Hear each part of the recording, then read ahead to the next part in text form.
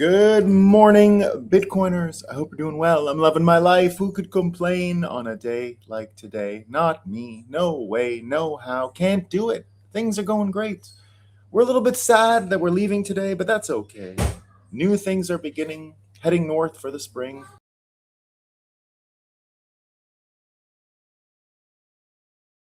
Children walking in the room.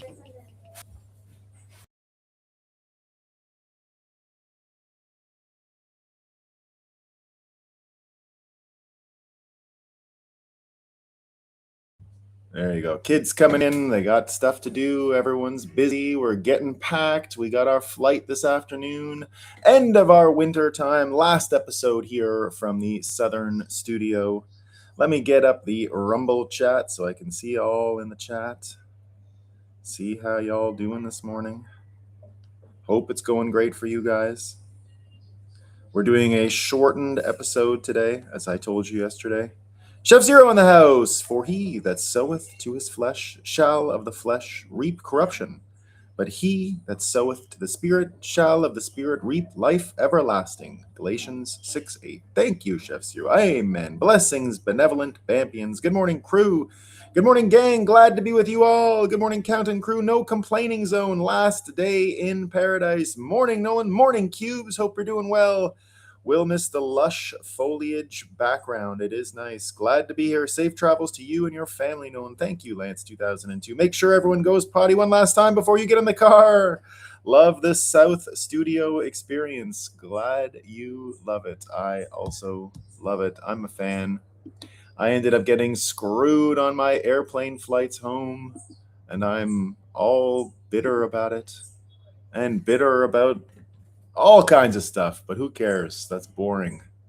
That's boring. We're going to be talking about all that. These aren't real complaints. These are just me having a good time. Now, as you know, we like to mention at the start of every episode what's going on with that sun. Let me get the Bitcoin price up too. I don't have it handy.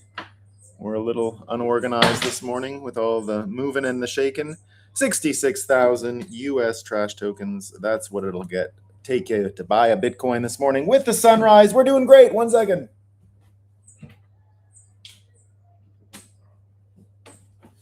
There we go. We're back. We're back. So, as you know, we like to check in on what the NPCs are hearing about. We got some good stories this morning for the NPCs. Things not going great in that world, as you know. As you know, never easy for the NPCs. Here's what we got today. Why are nearly 1 in 2 young people no longer answering the phone? According to a study, why? Why is it? The phone call a source of pressure. It's because they feel pressured, everybody. It's because they feel pressured. Why don't you answer the phone? You feeling pressured? The convenience of messages at your own, but it's because you like the messages. A generational shift in habits, a new way to stay connected. Any word on the number of scams and how every phone call is just a waste of everybody's time and it has nothing to do with age? Where's that story? No. It's just those stupid young people. They're just young people, right? That's the problem here. So many young people, different ways of seeing the world. Now what's going on here? Something went to heck with my next story, but that's okay. I got this one. Climate change 2015 to 2025, the hottest decade on record, guys. This was the hottest decade in the history of Earth. We have this one. Why is gender equality crucial for tackling climate change? Why is it? Why? How does climate change impact women and girls differently? The climate crisis, just like nearly every other humanitarian and development challenge, has a greater impact on women and girls and others in marginalized situations. How does gender equality strengthen climate action? For climate policies and solutions to be effective, they must consider women's needs and promote gender equality. Guys, if you thought that just cutting out the steak so you didn't make any more cow burps and cow farts was enough, no, you had to consider what that meant for women, okay? Otherwise, it doesn't count. It doesn't count. Now you know. How is the UN system supporting countries to include gender? Thank you, UN. Thank you. Girl rules apply to the weather, guys. You need girl rules. Girl rules. They'll listen to girl rules. That's the whole thing. We got a bunch of these ones on Trump this weekend. Authoritarianism was opposed in the No Kings rally. Elect a clown, expect a circus. There we go. That's what we got. We got a plenty of those this morning. MSN, millions join record anti-Trump protests. We get this nationwide No Kings rallies challenge Trump. We get this from the New York Times. No Kings, vast throngs say no to Trump. Readers discuss the huge rallies on Saturday protesting the president. We get this one. Experts warn Trump's power is shifting dangerously, everyone. It's shifting dangerously. He can't get anything done in Congress, and he has a lot of trouble with the basics, but his power is shifting dangerously indeed. The courts oppose him at every single turn, but all that power shifting dangerously. And this one was my favorite of the day. Iran could emerge from the war stronger and more dangerous. They're going to be more dangerous and stronger. And there's old stupid Trump again, falling into a pothole. Loser. So that's what you got for the fake news of the day. How are the NPCs doing? It's not going great. It's not going great. Women's Appreciation Month, I forgot. Most of the No Kings photos were other events in Chicago. I heard about that, Cubes. Many people pointed out the No Kings photos indeed. So this Financial Times article, though, is pretty funny, as we've heard the Promethean Action folks regularly point out that Financial Times is the mouthpiece of the city, along with The Economist magazine. Those are the two we've seen regularly referenced by Promethean Action as media outlets, the preferred media outlets for narratives coming out of the old financial complex. So as you know, we like to start every one of these shows with a bit of analysis of what exactly is going on in Iran. Mother of all bombs, I guess, got deployed last night, and this would be in the town Isfahan that is close to the Strait of Hormuz, and a huge mushroom cloud, just a giant explosion. Enormous damage, it looks like. Apparently there's a bunch of tunnels. That's why it had to happen. That's why this bomb was used, for all the hidden ordinances and stuff that they have inside of that network. So that's what people are saying. That's what we're seeing this morning. 1 second. Trump also made an announcement last night, and there were some rumors spread into the Wall Street Journal, which we're going to talk about here because Trump made a follow-up statement this morning. Trump tells aides he's willing to end war without reopening Hormuz. We blow up the energy markets and then just leave, using the Don Draper meme here. Now, you've been hearing for a long time here that the Strait of Hormuz closure actually did strengthen the U.S.'s position, and it wasn't some folly, and that it advanced American interests. A lot of people are talking about that this morning as well.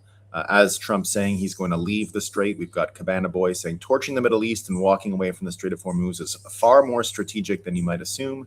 Hear me out. It would be painful forcing mechanism to accelerate U.S. onshoring, reshoring.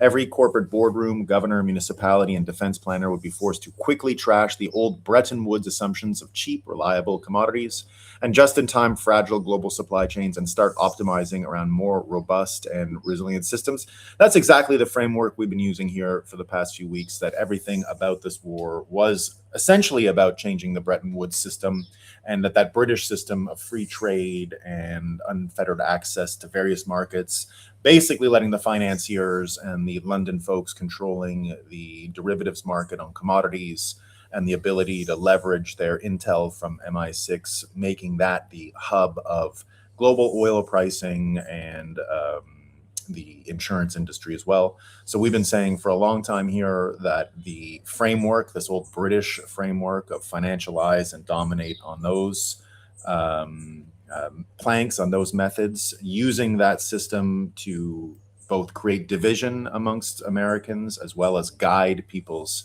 opinions and prompt engineer the markets into ways that were beneficial for London for hundreds of years. And now it looks like those things are ending very quickly, and we're seeing this recalibration in real time.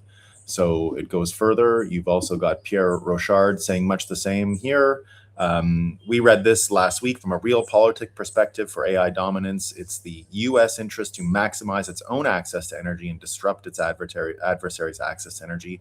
Taking over Venezuela and closing the Strait of Hormuz favors the U.S. to remain the premier global superpower. Trump going even, this was the one from Pierre Rochard. Trump going even further today. If you see some of the points he made this morning, here's his first truth social of the morning. All of those countries that can't get jet fuel because of the Strait of Hormuz, like the UK, which refused to get involved in the decapitation of Iran, I have a suggestion for you. Number one, buy from the US. We have plenty. And number two, build up some delayed courage, go to the strait and just take it. You'll have to start learning how to fight for yourself. The USA won't be there to help you anymore, just like you weren't there for us. Iran has been essentially decimated. The hard part is done. Go get your own oil, President DJT. So remember, I talked about the various outcomes that were available in the war. There was the good outcome, which was they had a popular uprising and there was legitimate people that America could deal with on the Iranian side. That seemed far-fetched after the 50,000 that were killed in January when Trump did say, go into the streets and we'll protect you. It didn't happen, and lots of people died. And so I didn't really believe number one or choice A was available for those reasons, simply because those guys are dead already. And so who can possibly rise up from the B team, C team, D team?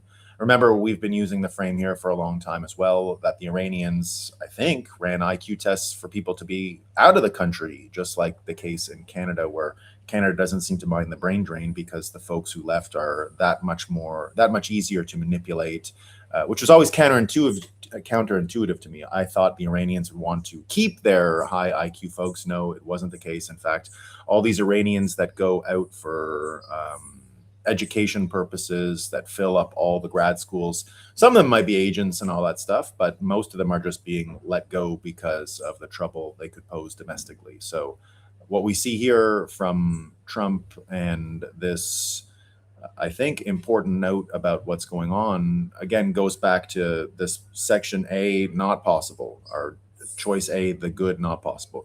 We were thinking about the bad, which was, and all of this being the framework from Victor David Hansen that he offered in the early days of the conflict.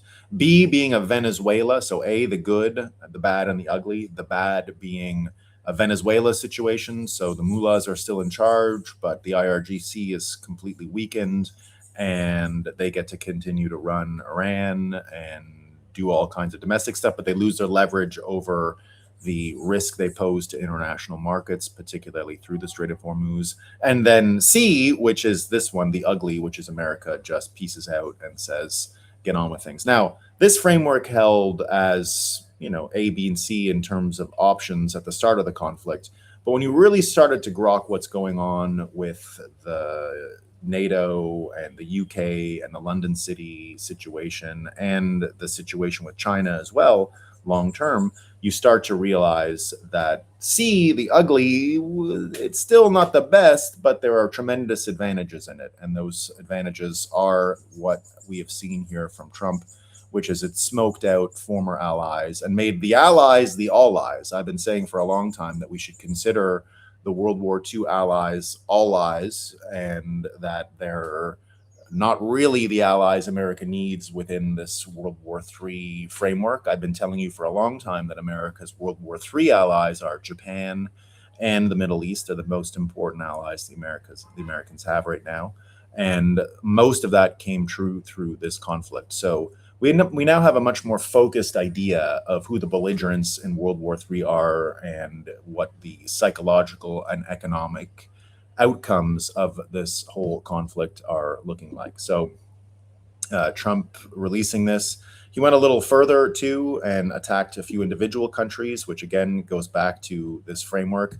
The country of France, he says, wouldn't let planes headed to Israel loaded up with military supplies fly over French territory. France has been very unhelpful with respect to the butcher of Iran, who has been successfully eliminated. The USA will remember. So more of the will remember stuff. And we got more of this stuff here too as well. Hold on. Here's another framework that I think is important. Let me find the Adam Townsend one that I had here.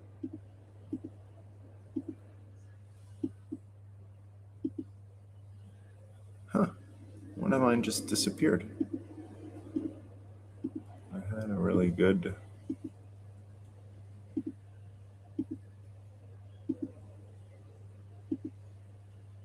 Well, anyway, here's Walter Kern talking about the Chinese implications, not just the European ones.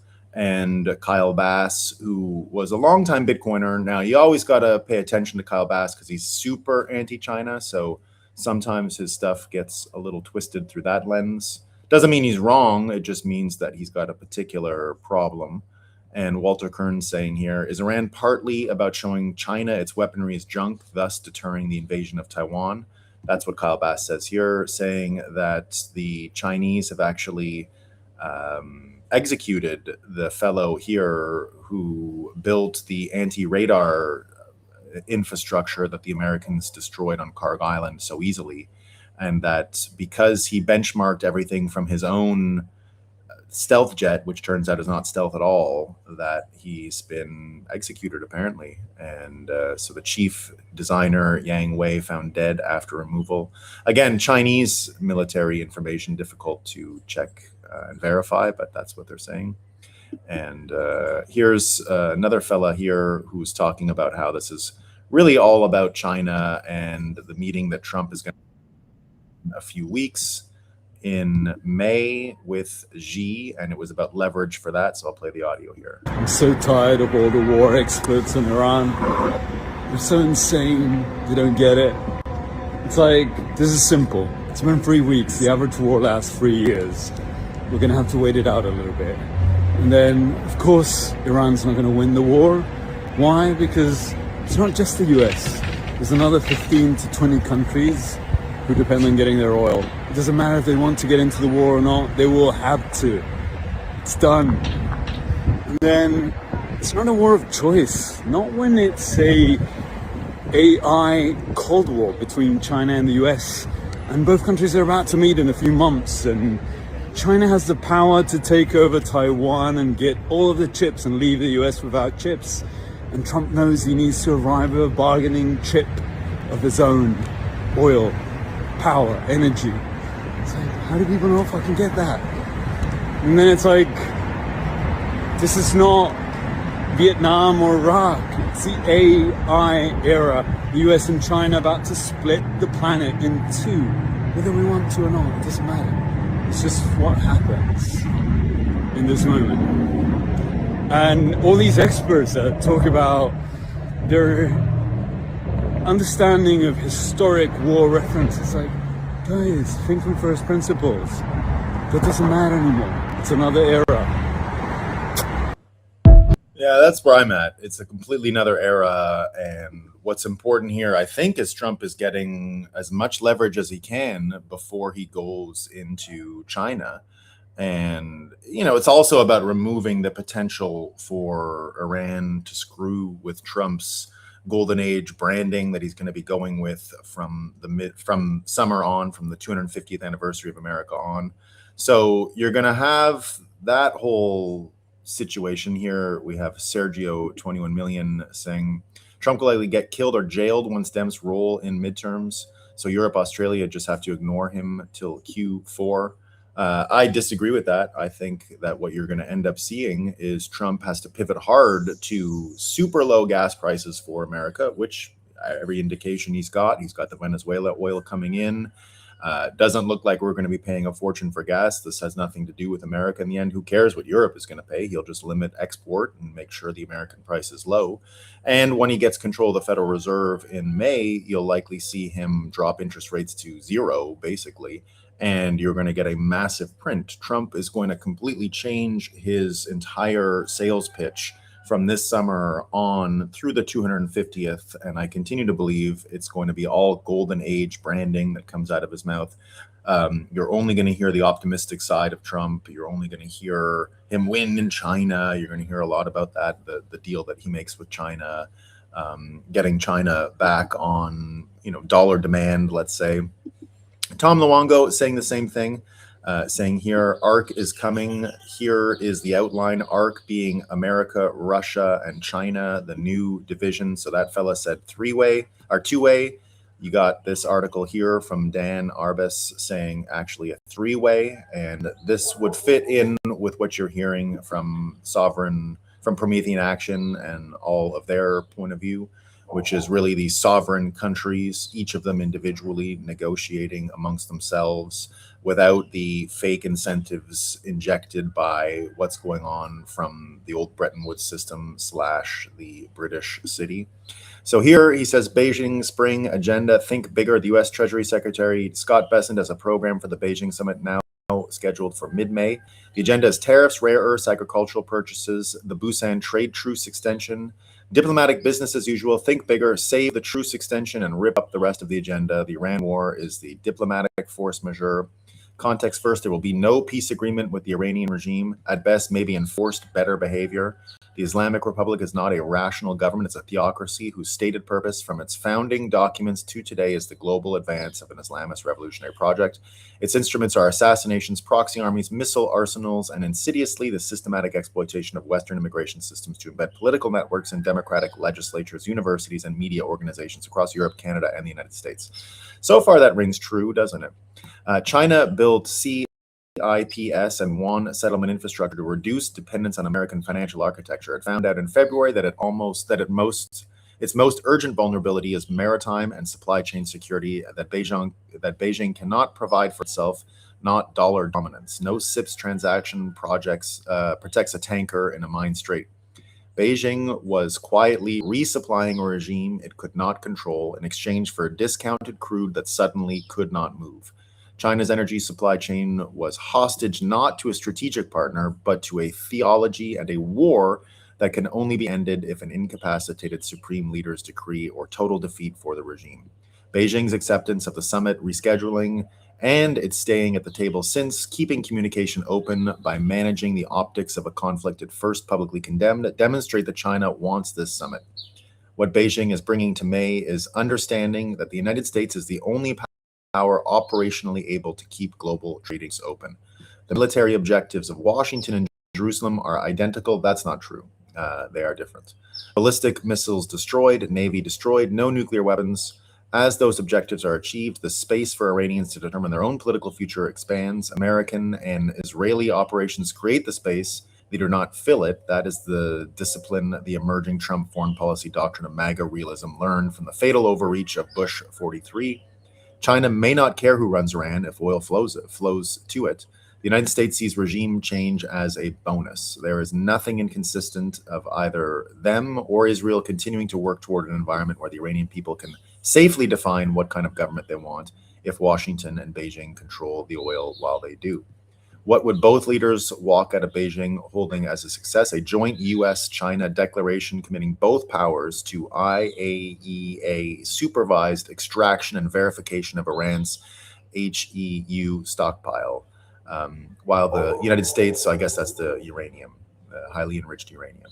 With the United States providing the operational capability, Marines are arriving to execute, likely waiting for only further IRGC degradation. It would be the most consequential non-proliferation action since Nunn-Lugar Cooperative Threat Reduction Program secured the Soviet nuclear arsenal after 1991. President Trump could accurately call it the most important nuclear security agreement and treaty in years. The second deliverable is the framework on joint maritime security. That's an important one. Taiwan is the third meeting. The post-war multilateral order failed visibly, completely, and in front of everyone. What might replace it is two great powers, pragmatic and transactional, sobered by what an uncontrolled theocracy just inflicted on both, deciding what stability is, that stability is a joint project. Treasury Secretary Bessent walks into Beijing with one frame. We are here to build the infrastructure that makes everything else possible. The tariffs, the rare earths, the technology access, IP protection conversations happen in the next meeting with considerably more goodwill once the foundation is in place. This is the deal of the century, and it is available right now. And I continue to predict something like this is going to happen, and something like this structure is going to happen, which brings us back to why the strait was closed in the first place. And again, it has the double benefit of flushing out the all-eyes, not the allies, and it has the benefit of being able to meet and have a fair deal between the United States and China that isn't this stupid thing that Mark Carney is working on, this fake WTO modified thing that nobody cares about, that still allows China to run around the world and juice markets and manipulate currencies and all these things. And you're already seeing the effects of Trump attacking the allies, because the allies, of course, are the ones that have to rely on this Bretton Woods financial system that demanded just-in-time delivery and the global supply chains and the just-in-time fragile supply chains, indeed, and that reliable commodities always flowing through without the need for the kind of trade and resiliency that Trump just called out in the case of the UK for not having. So adding all of that up, and you can start to see that the leverage Trump is getting from the various actions he's taking, particularly in Europe, is forcing these countries, the allies, back into their COVID era hysterical points of view and lockdowns. They're already starting to signal them. BC Union calls for full work from home due to spiking gas prices. COVID style restrictions are coming. A lot of people picking up on this in Germany as well. Germany's Chancellor Merz says the effect of the Iran war on Germany and Europe will be as serious as the COVID-19 pandemic if it expands. And you've got the Daily Mail saying the same thing. Diesel shortages within weeks as experts warn energy shock will be worse than the 1970s as Reeves begs states not to choke off Britain supply chains by hoarding oil and gas. So even to give you guys a bit of a perspective, the price of a barrel of oil spiked in the 1970s when they had the original oil shock to about $150 in their money. And my understanding is that's something like $500 a barrel at this point, maybe less. Maybe I have the numbers wrong, but I saw it broken down the other day. Something like $500 a barrel. So there's still a ways to go before it gets to the 1970s levels. But nevertheless, for Europe, already signaling COVID lockdowns is a sign, I think, that the policy is, in a sense, working, and it is forcing this reorganization of the world that we've been talking about here for quite some time. Some good news. You never hear good news out of Canada, but here's a bit of good news. The government of Ontario is running ads for small modular nuclear reactors in a German newspaper. Why aren't they in German? Who knows? But still, good news for Canada, and very interesting. So this is what reminds me that we are in this new framework, though, that we are in this, like that fella said in the video, this AI era.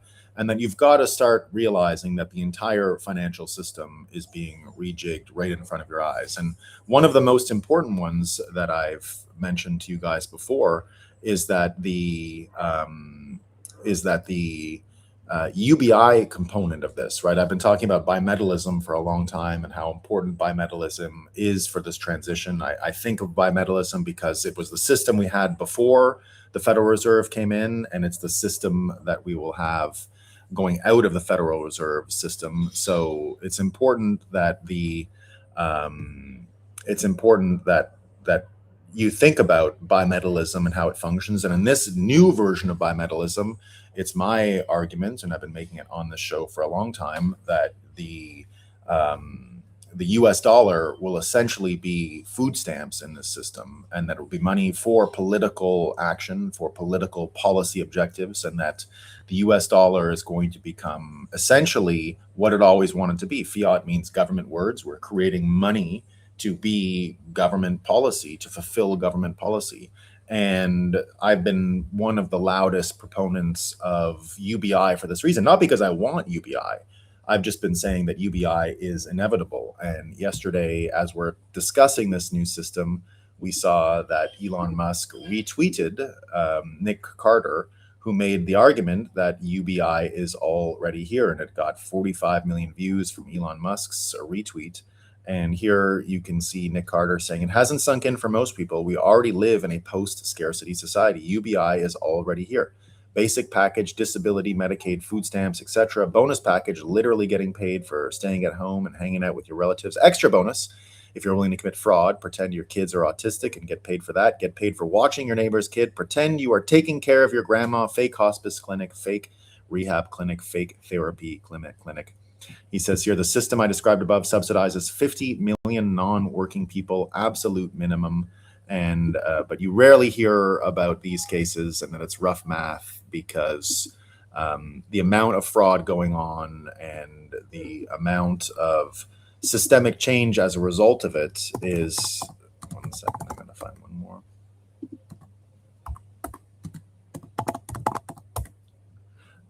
And the amount of systemic, the amount of people are relying on it, right? The fraud is the UBI.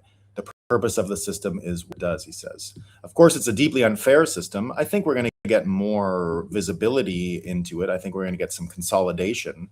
I think you're going to end up getting the type of UBI that is more advertised in popular media, such as what's his name again? What's the guy who ran Independent again? I don't even remember his name. Andrew Yang has been talking about the Yang Gang folks. So I think you're going to see UBI become consolidated and more explicit. All this fraud and all the audits that are going on are going to turn people off of it so much. So it's going to be way less expensive without the fraud, and probably better and more fair in a sense. And there likely isn't any way around this. I've been telling you for a long time that this UBI is baked into the cake, basically, because of the amount of trouble we're going to have waking people up, the amount of trouble we're going to have just adapting to the incredible pace of change that we've experienced over the past 2, 3, 4 years. That's probably going to keep accelerating through 2026. So there's people who are just not going to be able to keep up with this pace of change.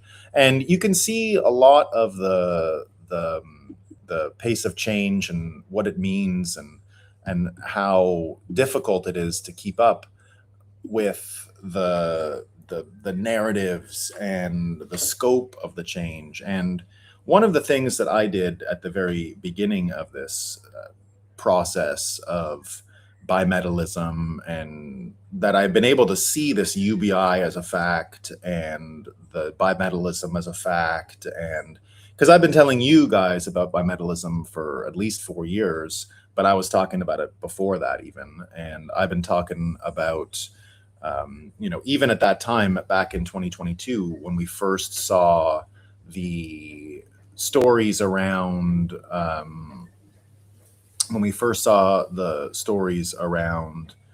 where the Sam Bankman-Fried story really connected into Ukraine and the money laundering and the corruption that was going on.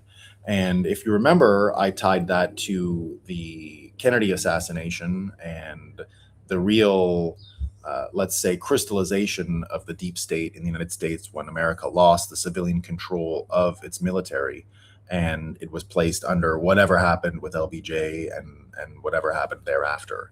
And so when I first saw, if you remember, Tucker Carlson did the video in 2022, not long before he was forced out of Fox News, he made that investigation around the same time that SBF was caught doing all the money laundering to Ukraine and to the political parties in 2022.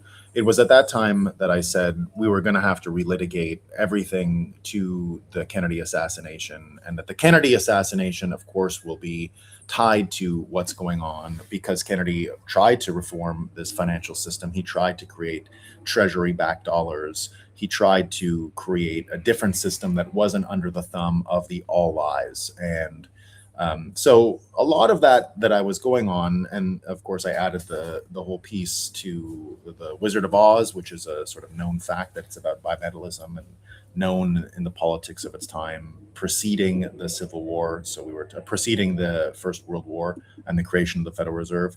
So yesterday, Promethean Action talked a bit about that and looked at this interview with RFK and talking about how what Trump is doing and what Trump's policies are here to really rejig this global market is something that, of course, both his dad and uncle would have been totally for. And that their new system and what they're going on here, having this point of view and having this really coherent worldview about how to change financial systems, about what kind of influence America has been under, about what incentives have really been leading America down this dark path that it's on, of complete and total psychological warfare constantly on the people, and complete and total economic warfare on the people. So seeing World War III in terms of a psychological and economic war mean that one of the important things we needed to do was almost trust our intuition to get through this. Trust these crazy patterns that we see out there, because this was hard to put together if you were looking at it from a few years ago. And one of the things that I'm happy about this public analysis that I've been doing with all of you, because you can't say this in private, in the sense that it's useless to say it in private, it's just speculation. Saying it in public allows you the feedback loop and allows you to judge just how accurate you were over time. So I now have the benefit of having said a lot of this stuff 4 years ago to you guys, and it looks like the patterns are continuing to hold. And this isn't really logical stuff. And here's an article from a long-time viewer and enjoyer of the Great Awakening / the breakup in the old days, the sensorium. And here this fella writes, something is dying, something older is coming back. These are not separate events. And what he's talking about here is how Newton, and I brought up Isaac Newton many times as a alchemist, and how Isaac Newton, of course, did all these amazing breakthroughs on Newtonian physics and explained a lot of the world, but his trustees hid half of the stuff he worked on in his career because it was all about alchemy and spirituality. And what this whole article here is about the schism that we had as people when the written word came in and made us all think linearly and about experts. And here he describes it as sequential, analytical, linear, one thing following another, causes producing effects, arguments proceeding from premises to conclusions. Here saying, it excelled at breaking the world into parts, Newton's laws, the corporate spreadsheet, the written constitution, all of it, the world dissected, labeled, and made legible. The cost was visible for 3 centuries because the benefit was invisible for 3 centuries because the benefits were so spectacular. Then it became visible all at once. The infrastructure doesn't get built. The institutions don't work. Disinformation spreads faster than correction. Algorithms work us into tribes with the calm efficiency of a machine that doesn't know it's doing harm. The typographic mind, Postman's phrase, and he was right about this much, cannot process the world it created. The tool is falling under the weight of its own success. This is a cognitive problem, not a political one. And here he says, I'd venture that most people still don't know that Isaac Newton wrote more scripture and hermetic philosophy than he ever wrote on physics, more on the mystical transmutation of matter than the laws of motion. He was a theologian, an alchemist, and a man who believed the universe was a divine code in which mathematics, matter, and spirit were not 3 things, but one thing seen from different angles. Gravity for Newton was a spiritual sympathy between bodies. What I'm getting at here is, and I think what the article is getting at here, is that we got rid of the ability to see the magic that holds all of these logical expert class things together. We got rid of the deeper meaning that intuition can find. And again, I'll go back to the intuition that I had, even predicting that RFK would be a Bitcoiner and that Trump eventually be a Bitcoiner in 2024. Sometimes you just have to go on seeing signs. It's not necessarily logical, and that there is a feeling or some kind of a current out there that allows us to perceive these incredible turning points. Some people can say that it's the Elon's razor, the most entertaining outcome being the most likely. That's more or less what I use, right? But here we see the print mine is dying because the world it created has exceeded its processing capacity. Where places it won't be designed, you cannot design a cognitive shift any more than you can design a season, but you can notice what's being retrieved. You can stop amputating it again in the name of rigor. You can let the integrative sensorium back without immediately pathologizing it as the enemy of thought. Newton held the equation and the theology simultaneously.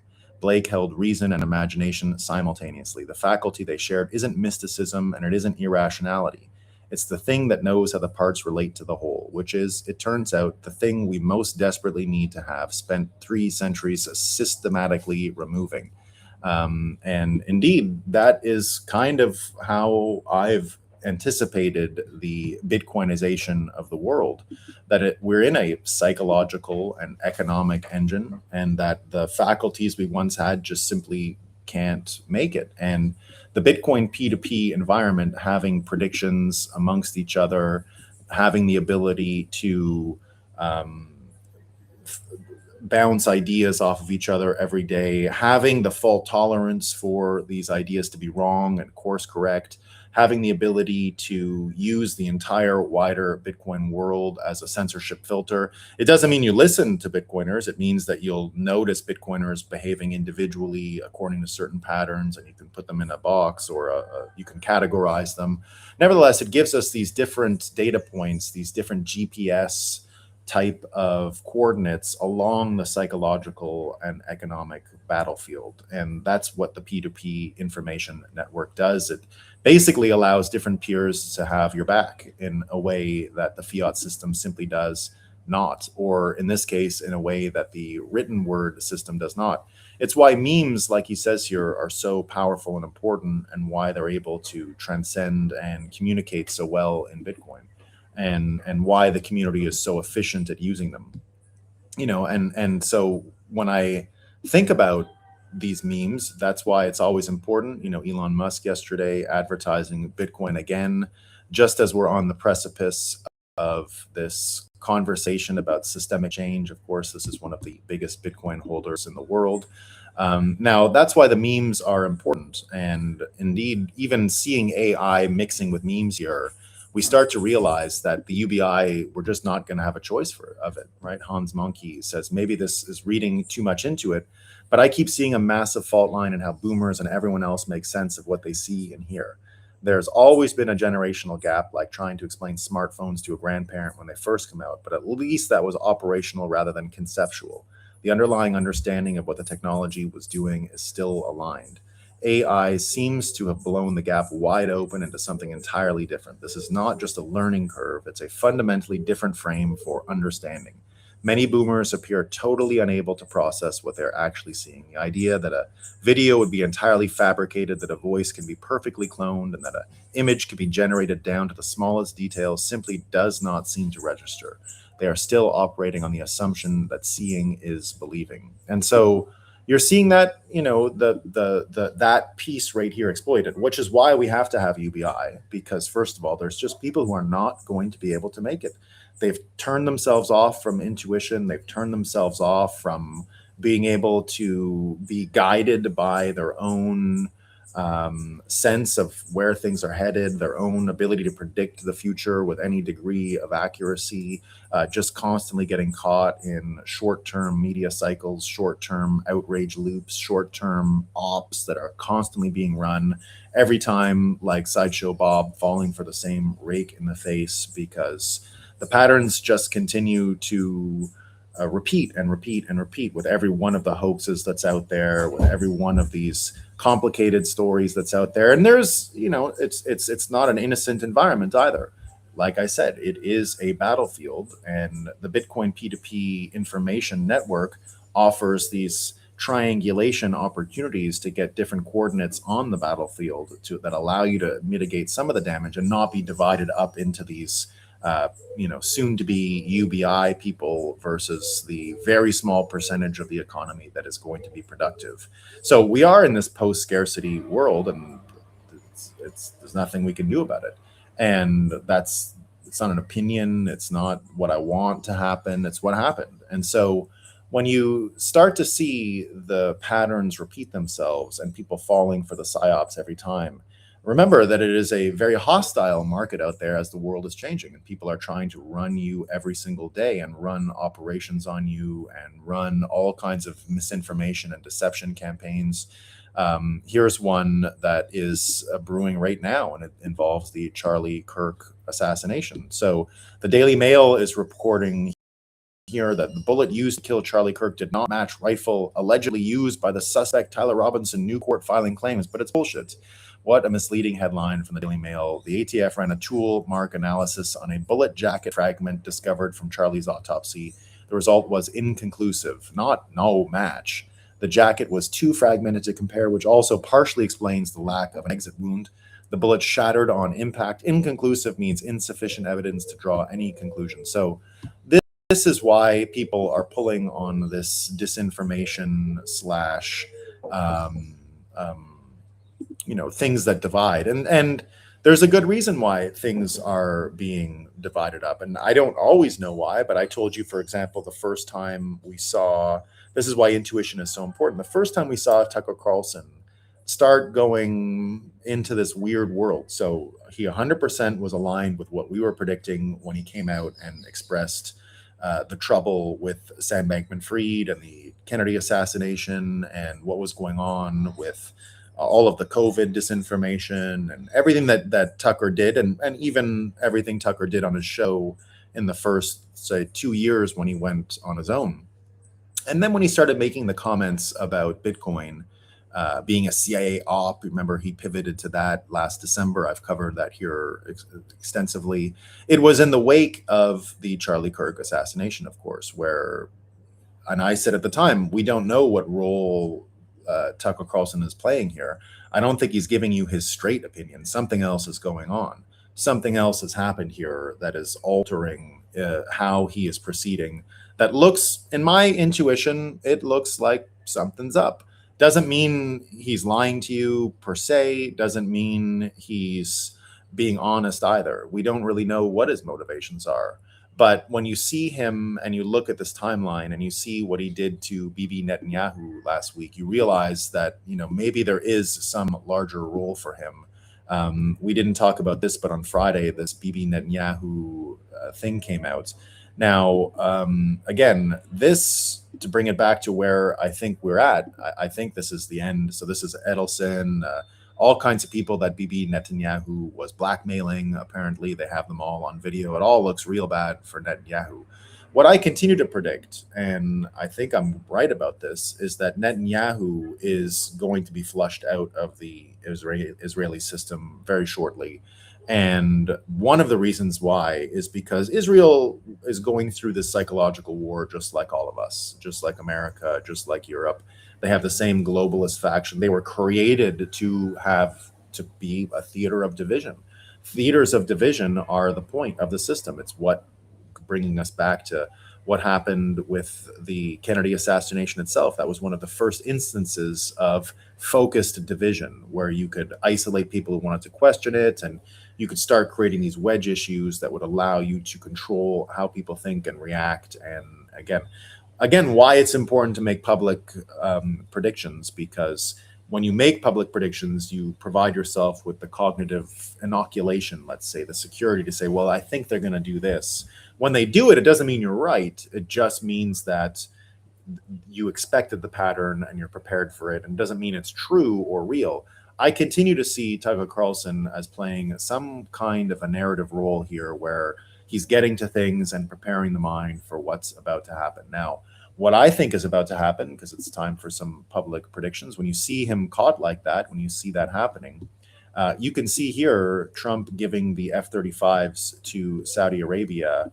Now, what I think this means is the Abraham Accords, like I've been saying from the beginning of the Iranian conflict, the Abraham Accords have held.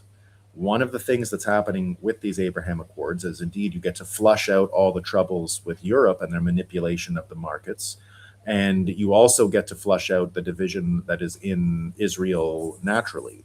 And by having this Iranian problem dealt with locally, you're going to get a number of things. And there was trade-offs, I think, that you're going to see.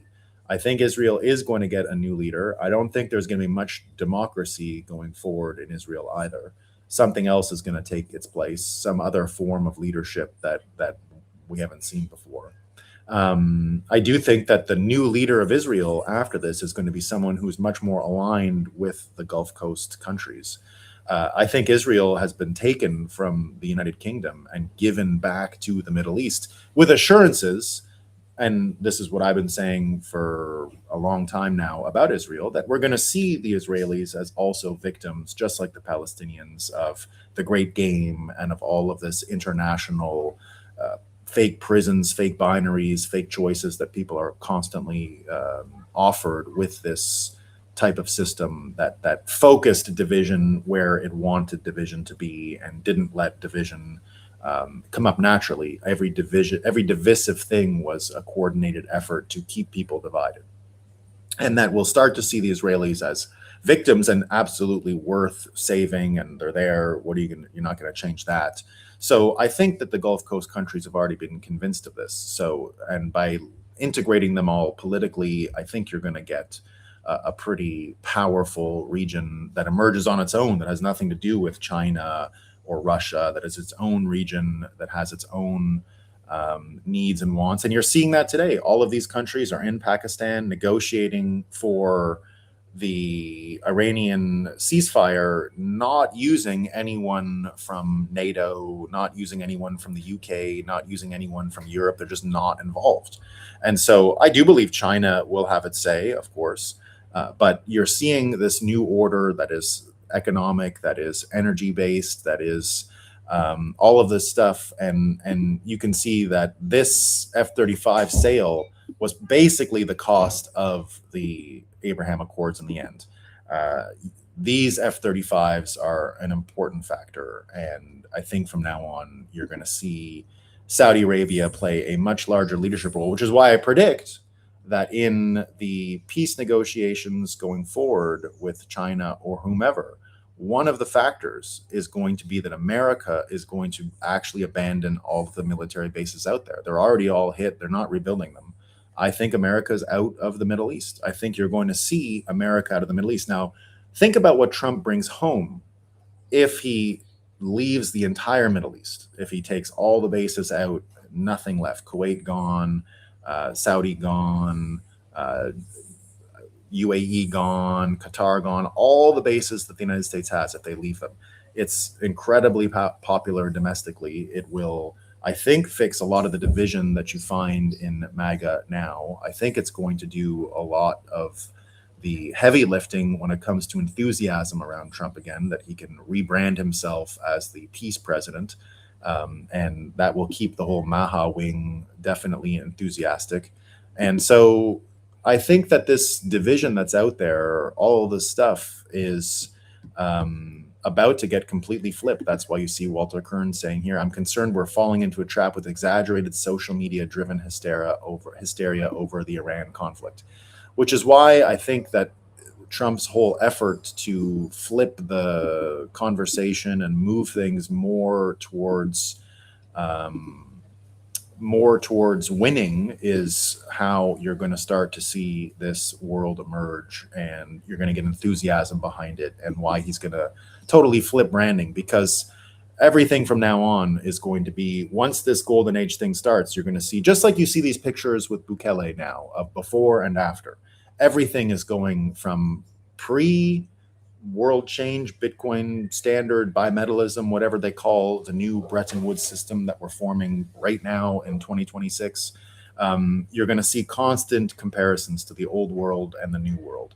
And that contrast is going to be very persuasive, and it's going to bring people back together in ways that we can only just anticipate now.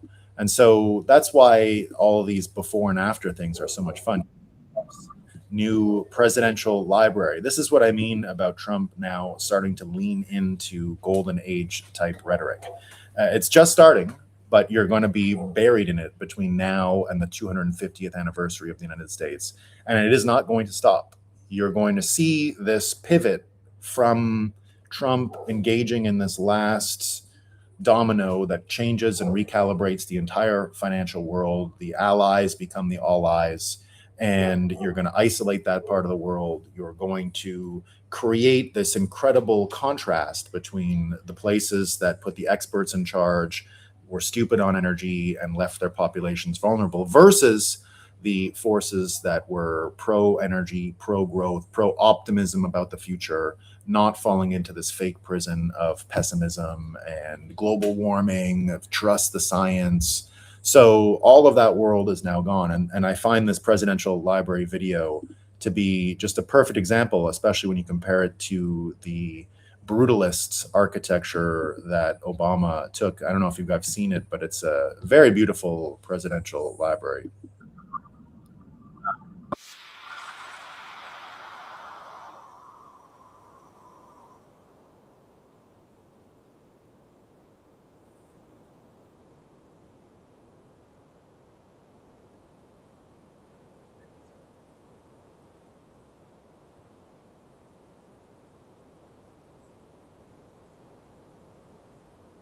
a very cool presidential library. And again, it's just one start, but the same guy on the same day, 7,000 plus Bitcoin secured. Eric Trump, he's the one who announced that building yesterday. He's the one building it. So here you can see that the makings of this new financial system are becoming obvious to anyone who's paying attention. The allies and the, let's call it, the groups that are out there are becoming more and more obviously aligned versus opposed. We're seeing what factions matter. And here again, you can see just how amazing and futuristic the world we're heading into is. And this is just another case in point. This is the UA's cabinet office where they had their meeting yesterday to decide. You can see the future that we're heading into. You can see why the Middle East is going to be its own faction now. They're not going to be under the snare of Europe. They're not going to be under the snare of the City of London. They're becoming their own sovereign area, and America is becoming its own sovereign area as well. And that's why you're going to need Bitcoin for global oil markets, because you're going to need some form of communication and metrics between these disparate networks of influence and power and sovereignty. And so separating money and state when it comes to oil and energy is going to be one of the most important diplomatic platforms, diplomatic foundations of the world, because the money is going into this UBI that's already here. China needs UBI. Japan needs UBI. There's nothing we can do about it. There's so many broken brains, and not everyone is going to survive this change. And I don't want to see anyone die at all. So that's why I don't mind that the system is being created in this way for now. We get to pure Bitcoinization at one point, but we're going to live within this bifurcated system for a little while. And so when you imagine that the world that we've got with all of this division and trouble, and you can start to see these new alliances, and you can start to see what is actually coming out of it. And you can see here that even social media and these algorithms, just like the word, couldn't really, it was so vulnerable, and the human mind was so vulnerable. Again, here you've got an article from Gary Vee, social media is dead, interest media is here. This is what saved a lot of Bitcoiners. This is what is allowing Bitcoiners to transcend and slip through all of the cracks when it comes to this change. That's why we were living on the timeline that Bitcoiners have predicted for a long time. Gary Vee, who is a Bitcoiner, I know he gets involved in the NFT stuff, but here saying social media is dead, interest media is here. Interest media is what Bitcoiners also pioneered. We're one of the first ever little subcategories that existed on Twitter with a tremendous amount of influence. We've been doing this interest media for a very long time in Bitcoin. You're seeing today everyone with the quantum conversation. I'm not going to spend much time on the quantum conversation that everyone is talking about today. Apparently there was a breakthrough in quantum Bitcoin. The breakthrough did change my mind a little bit, in the sense that it looks like the timelines, we're not in the world of science versus engineering. It's now an engineering problem, but we're really good at the law of slow moving disasters. If you see a disaster coming and it looks like 2029, 2030, there could be possible reorgs. And so we'll be able to stop this. It doesn't look like it's existential. It might mean something for Satoshi's coins, which is kind of okay. I don't mind if some of the earliest coins end up getting moved that are clearly not quantum resistant. So that just will be part of reality, I guess. So here, Adam Townsend saying, excellent post from the master. Breaking through is easier than ever before. This new interest media era really opens up a lot more merit and a lot more democracy and a lot more meritocracy than the prior social media era. The prior social media era gave advantages to people like myself, who moved quickly and amassed a lot of followers on new platforms that would go on to become important. And that is not exactly what's happening now. And I think that's a good thing. And I think that from there, you can see that this interest media is what is going to keep a lot of these little separate tribes coherent. It's going to allow a lot of groups to be able to move forward together, just like Bitcoiners had the advantage of moving forward together.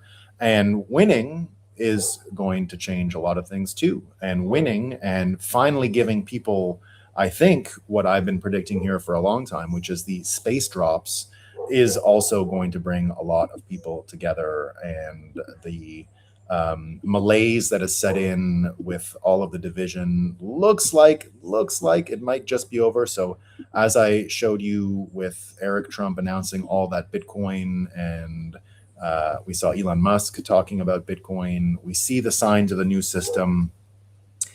We see the signs of winning. We see the contrast, as I said, the other announcement from Eric Trump being the presidential library. The other Trump son did a tour on television yesterday with John Solomon. He did his Rumble show. Here in this video, he says that accountability is coming. He says, I think we'll see a bunch of significant arrests and indictments in the next few months. Fascinating conversation. And what the upshot of it is more or less the judicial system is so corrupt and it's difficult to arrest people. So they're having to change a bit of the game in order to get there. Here's the video of it. I'll play some of the audio now.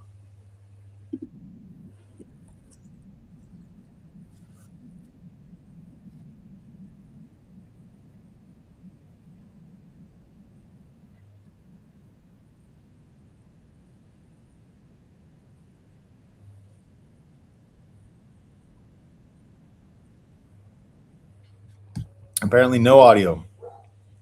So I'll start it over, and then that's the end of the show. I gotta go. That's the end of the show. I gotta go. Here we go. Let me get my thing back. Want to see indictments. Now, they got to understand there is a process, maybe explain that a little bit, because if you break the process, you break that sort of, chain a little bit, it's a lot worse, because not only will nothing happen, they'll weasel out of it and probably continue this stuff. But can you talk a little bit about that? Because, again, I think people do want action. It seems the Democrats get action without following the rules. We won't get that. It'll get venue shopped to a judge who would throw it out in 2 seconds. So we have to play by a different fact set, unfortunately. But how does all that work right now? Well, I think one of the things that you're seeing is a little bit of innovation by the Trump Justice Department in where they pick venues. So, if you go to D.C. and New York, you're not going to get a conviction. Traditionally, that's where most big government fraud cases have gone. However, if a single... So there you go. I think the season of accountability is coming, and that's just my intuition. That's my intuition. I'll get to a couple of your comments before, and then I gotta go. Time to move. Time to head north again. What are folks saying? Indeed. Jack2K, 1-year-old Jack2K's birthday. Happy birthday, Jack2K. I hope everything's going well in Chicago. Let me see if you do a video this week for your birthday. Very cool. Here we go. Good morning, 21D chess players. Indeed, Hassan. How you doing? Morning, y'all. Jack2K, 1-year-old or lifetime wiser. Sounds terrifying. My friend has a thesis that church ladies run the world, plotting and planning from their church perch at the organ, working the kids in Bible study. Indeed. Thanks for the birthday wishes. Hassan says, I'm confused. I thought we had won bigly already. Shock and awe. 2 weeks to flatten Iran. Well, it was 4 weeks. I think they're flattened. I think it's done. I think the point looks more and more like it was about creating a situation that shook the box for the whole world to have to relate to, and it's completely speeding up the process of changing the alignment in the world. It was an acceleration move, that's for sure, and it looks like the three outcomes held: the good, the bad, and the ugly. It looks like we're getting the ugly. It looks like the United States is going to peace out and just leave it to the rest of the world to deal with. And I mean, I think Trump has lost his appetite for it. So there you go. The problem with the US dollar is that it is paper. If you put a flame to it, it's gone in a puff of smoke. Indeed. Thanks for the well-wishing travels, everyone. Indeed. Cubes says, Bitcoiners, you called. A tactical nuclear type weapon dropped on Iran last night. I don't think that's what happened. I think it was a big bomb. I don't think it was a nuclear weapon. But anyway, that town has been abandoned. No one lives in that town. Like that's an abandoned town. Because of the war, everyone was gone. So probably just more theatrics. I didn't hear anyone say it was I didn't hear anyone say nuclear before I went live today. It was a mushroom cloud, but that's just a function of heat and power. Mushroom clouds they're not exclusive to nuclear reactions, I believe. All right, folks, that's all I got, everyone, today. Indeed, we don't like war, but I do believe we're almost out of it. And that is, whoops, what I'm seeing. That's what I'm seeing. Okay, folks, I will be playing the logo in a second, and then I gotta go. I wish I could spend more time with you. Pardon the rushed show today. We're all topsy-turvy with the change. Accountability will help. Exactly. Winning is what's going to bring people together. And I think winning is the key to the game here. I hit 63 yesterday. Birthday vibe. Oh, very cool, Cubes. Happy birthday. Journey Mercies, no one, thank you. I said type weapon, not a nuclear. Yeah, type weapon. Yeah. It was just a lot of tonnage of explosives in there. And as I do understand, that I guess was where there was maybe some uranium below it or something, some people said. So there you go. All right, team, that's what I got for today. I shall see you not tomorrow. Remember, no show tomorrow. I'll be back on Thursday, I think. I'll let you know tomorrow what's going on. Thanks for the show, Nolan. Have a great day. Thank you, Pickin' Six Strangs. Good morning, gang. Good morning, Johnny Rico. Hope you're doing well. Hello, Lucky. Hello, Bitcoiners. Hope things are going well with you. Vermin Supreme, indeed, has my vote for U.S. president. Here we go. Good day, Nakamoto and Myers. We had a problem with the not giving you the updates. So YouTube make a 10-minute buffer, so I have to scroll to wait to watch a show that started. Really? Jeez Louise. Half the show again. Sorry, Mudcast, come over to Rumble, and I don't think you'll have that problem. I think it's all okay over on Rumble. All right, folks. Peace out. Hope you're doing well. Have a great day. Peace.